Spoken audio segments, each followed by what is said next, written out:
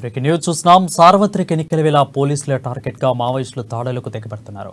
కొత్తూరు మిడిసిలేరు చీకటివాకు సమీపంలో ప్రెషర్ బాంబుని మావోలు అమర్చారు. అయితే ఈ బాంబును పోలీసులు గుర్తించడంతో ఎలాంటి ప్రాణ నష్టం జరగలేదు. పోలీసుల తనిఖీలో సుమారు 40 కేజీల బాంబుని నిర్వీర్యం చేశారు. ఈ మరో చోట భారీ శబ్దం రావడంతో జనం పరుగులు తీశారు. తెలంగాణలో ఎలక్షన్లు రద్దు చేయాలని మావోయిస్టులు పిలుపునిచ్చిన నాటి నుంచి మావోయిస్టుల మందు పాత్రలో అమరుస్తున్నారు. దీంతో కొన్ని ప్రాంతాల్లో ప్రజలు ఆందోళన వ్యక్తం చేస్తున్నారు.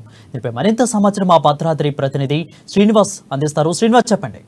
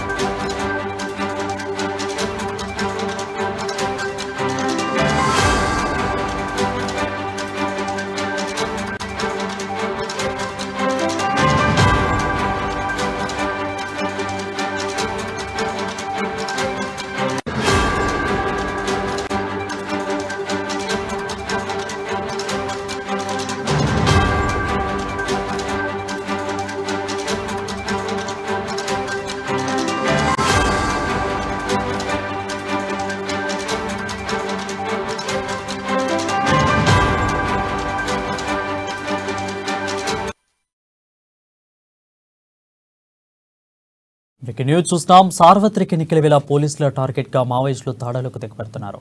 కొత్తూరు మిడిసిలేరు చీకటివాకు సమీపంలో ప్రెషర్ బాంబుని మావోలు అమర్చారు. ఈ బాంబును పోలీసులు గుర్తించడంతో ఎలాంటి ప్రాణ నష్టం జరగలేదు. పోలీసుల తనిఖీలో సుమారు 40 కేజీల బాంబుని నిర్వీర్యం చేశారు.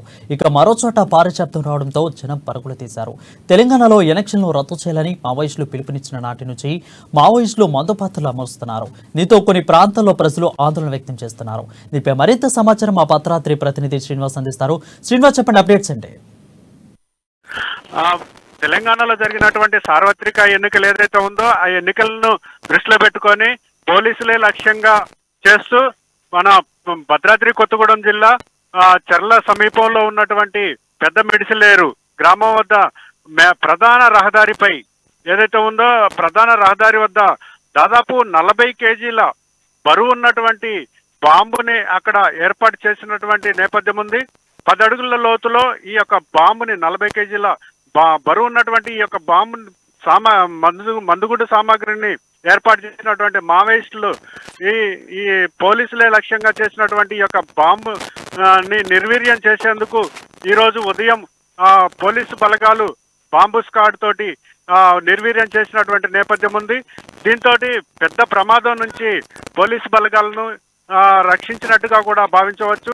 ఇలాంటి మందుపాత్రలు ఇంకా ఏమైనా ఉన్నాయా లేవా అనేది కూడా పోలీసు బలగాలు సెర్చింగ్ చేస్తున్నటువంటి నేపథ్యం కూడా తెలుస్తోంది.